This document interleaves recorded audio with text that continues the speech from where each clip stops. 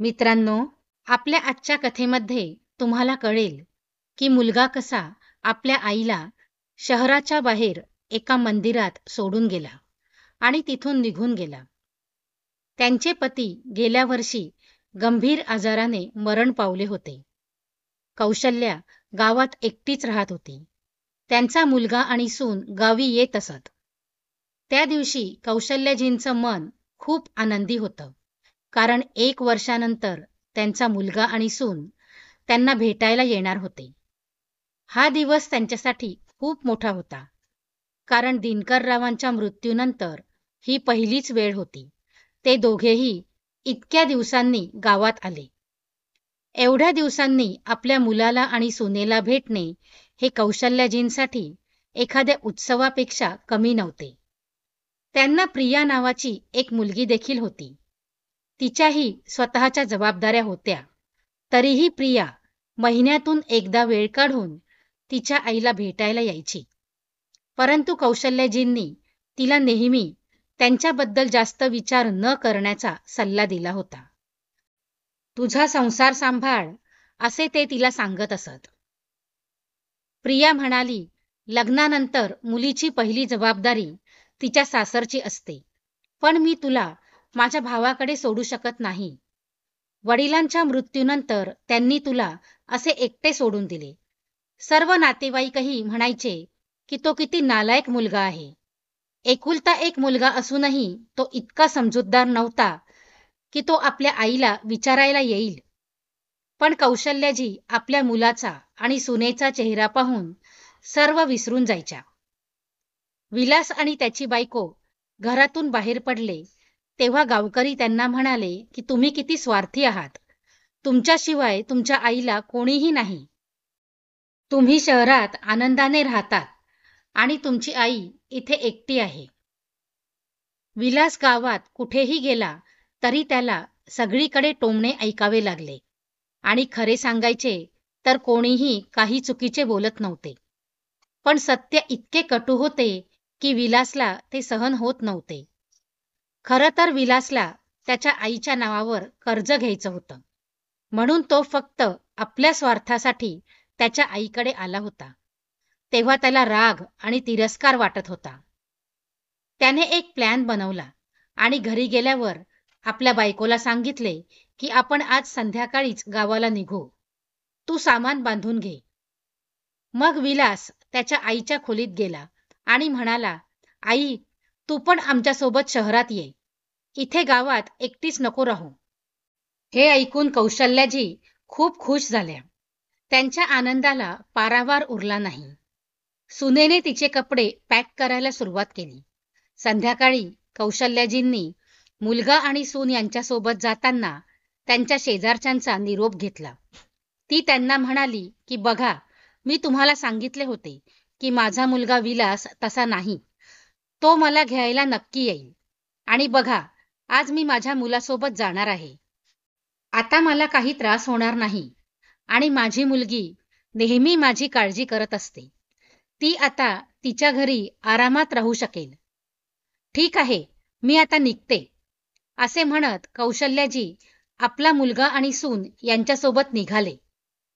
गाव लांब होते, म्हणून विलासने गाडी एका ढाब्यावर थांबवली आणि आईला म्हणाला, आई, आता काहीतरी खा. खूप वेळ झाला तू काही खाल्ले नाही.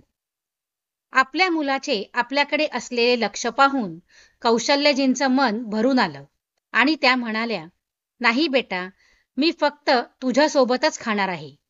माझी मुले उपाशी बसतील आणि मी एकटी जेवण कशी करू? हे शक्य नाही. नाहीतर मलाही भूक लागणार नाही. मी पण घरी जाऊन जेवेल. अशा प्रकारे कौशल्याजी आपला मुलगा आणि सुनेसोबत प्रत्येक क्षणाचा आनंद घेत होत्या.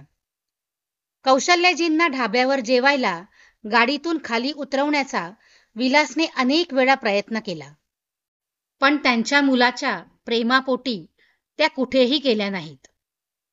शेवटी विलासलाही गाडीतून उतरावं लागलं आणि तिघेही सोबत जेवले आणि नंतर ते परतीच्या प्रवासाला निघाले. रात्री उशिरा ते नगरच्या घरी पोहोचले आणि थकव्यामुळे ते काही काम न करता झोपले. दुसऱ्या दिवशी सकाळी जेव्हा ते उठले तेव्हा सून मंजिरीने कौशल्याजींसाठी चांगला नाश्ता बनवला. खूप दिवस असेच गेले. कौशल्याजी खूप आनंदी होत्या. त्यांची सून त्यांची काळजी घ्यायची. काही दिवसानंतर विलास त्याच्या आईला म्हणाला, आई, तू आता इथे आमच्यासोबत राहायला आली आहेस आणि गावातील घर रिकामे आहे. मी विचार करत होतो की ते घर विकून त्या पैशांमध्ये मी इथे एक छोटेसे घर घेऊ शकतो.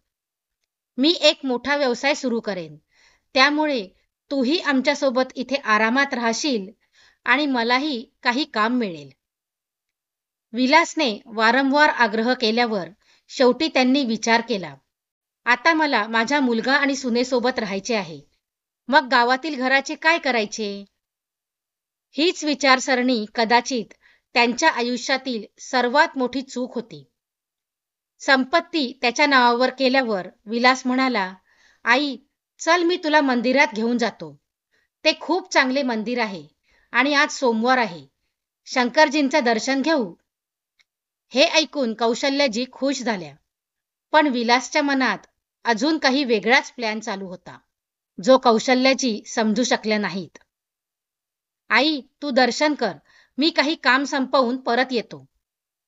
त्या मंदिरात गेल्या आणि त्यांचे लक्ष पूर्णपणे नामस्मरण करण्यात मग्न झाले आणि त्यांना समजलेही नाही. त्या तिथे बसून पूजा करू लागल्या.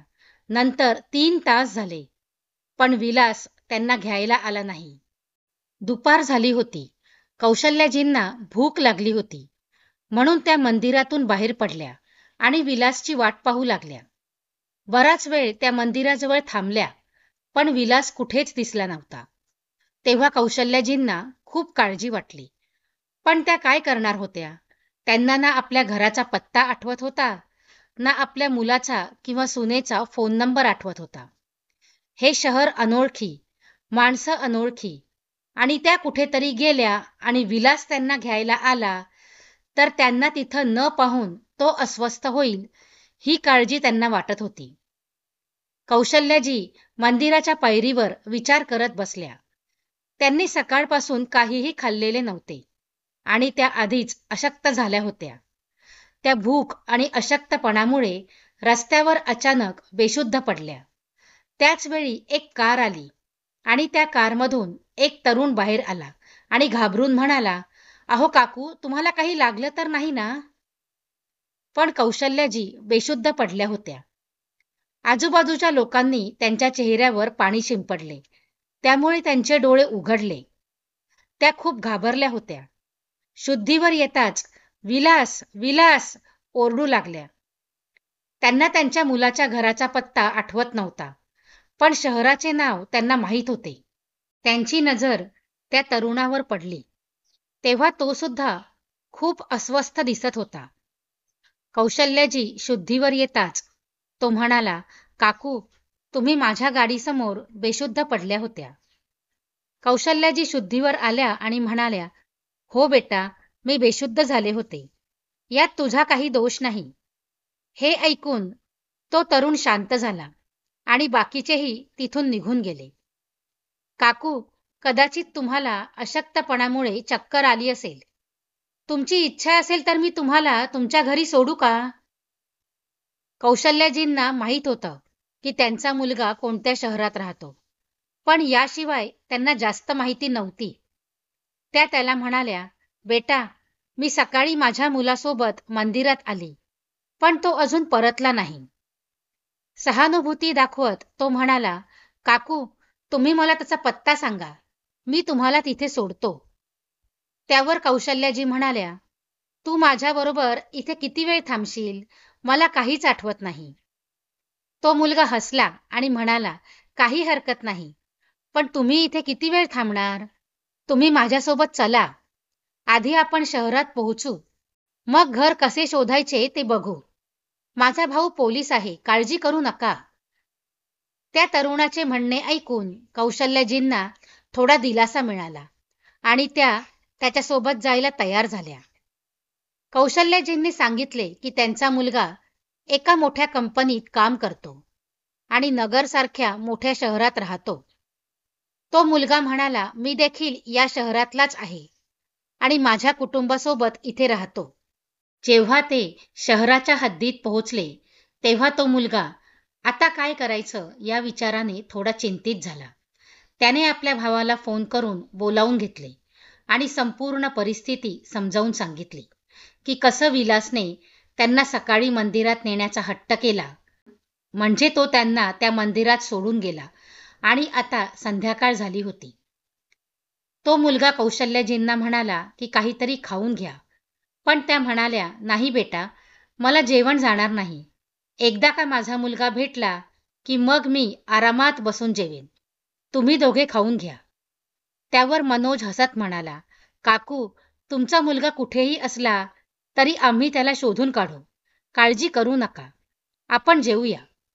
तेव्हा कौशल्यजींनी जेवायला होकार दिला. मनोज आणि त्याच्या भावाने त्यांना जेवण दिले. मग ते मनोजच्या घराकडे निघाले. मनोज कौशल्यजींना म्हणाला, काकू, रात्र झाली आहे. उद्या मी तुम्हाला तुमच्या मुलाकडे सोडतो. तर दुसरीकडे ऑफिसमधून परत आल्यानंतर विलास आरामात टीव्ही पाहत होता. तेव्हा त्याच्या पत्नीने विचारले, विलास, आई कुठे आहेत? तुम्ही तिला सकाळी मंदिरात घेऊन गेला होतात आणि तेव्हापासून त्या घरी आल्या नाहीत. त्याच्या बायकोने चिंता व्यक्त केली. तुम्ही त्यांना कुठे सोडून तर आला नाहीत ना? विलास चिडून म्हणाला, काय झालंय? वेडी झाली आहेस का? आणि ती माझी आई आहे. मला पाहिजे तर मी तिला कुठेही सोडू शकतो. तू तुझ्या कामात लक्ष दे.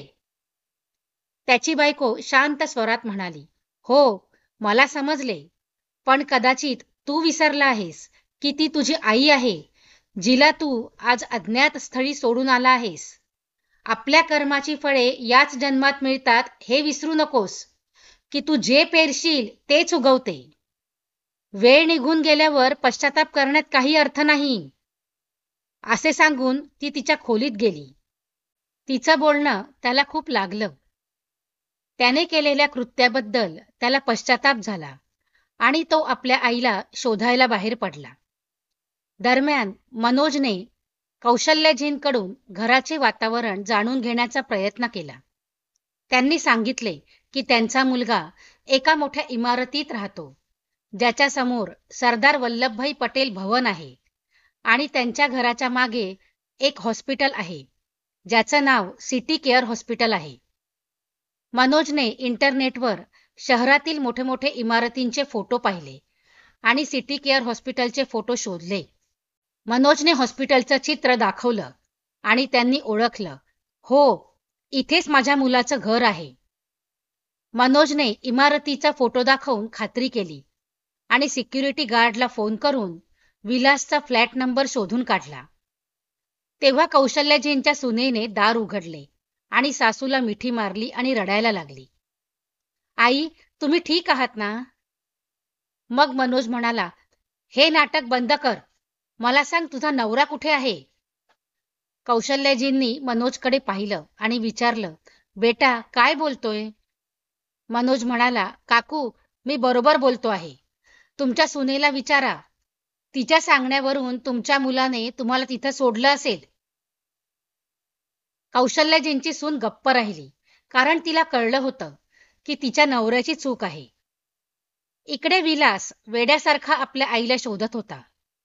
मग त्याला त्याच्या बायकोचा फोन आला, विलास, तू लगेच घरी ये. विलास घरी पोहोचला तेव्हा त्याच्या आईने दार उघडले. क्षणभर त्याचा विश्वास बसला नाही. मग त्याने आपल्या आईला मिठी मारली आणि रडत माफी मागायला सुरुवात केली. त्याच वेळी मनोज बाहेर आला. तो म्हणाला, तुम्ही दोघं काय नाटक करतायत? विलासची कॉलर धरून तो म्हणाला, जर मला कळले की तुम्ही तुमच्या आईसोबत असे काही केले जे तिच्यासाठी वेदनादायक असेल, तर मी तुम्हाला सोडणार नाही. कौशल्यजींना काही समजत नव्हतं. त्या म्हणाल्या, मनोज बेटा, हे काय बोलतोयस? मनोज म्हणाला, काकू, तुमच्या मुलाने तुम्हाला मुद्दाम तिथे सोडले होते. हे ऐकून कौशल्याजी निशब्द झाल्या आणि विलासकडे बघू लागल्या. विलास त्यांच्या पाया पडून रडू लागला, आई, मला माफ कर.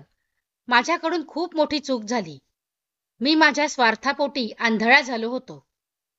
यावर मनोज म्हणाला, तुम्ही रात्री जर उशिरा घरी आलात तर तुमची बायको स्वयंपाक करायला कंटाळा करेल, पण तुमची आई तुम्हाला कधीच रिकाम्या पोटी झोपू देणार नाही. देवाने तुम्हाला दिलेल्या अनमोल आशीर्वादाची कदर करा. अनेक मुलं अशी आहेत ज्यांना त्यांच्या आईवडिलांचं प्रेम मिळत नाही. असे बोलून मनोज तिथून निघून गेला. विलासला पश्चाताप झाला होता. तर मित्रांनो, आजची कथा तुम्हाला कशी वाटली कृपया कमेंट करून नक्की कळवा आणि लाईक करायला विसरू नका. धन्यवाद.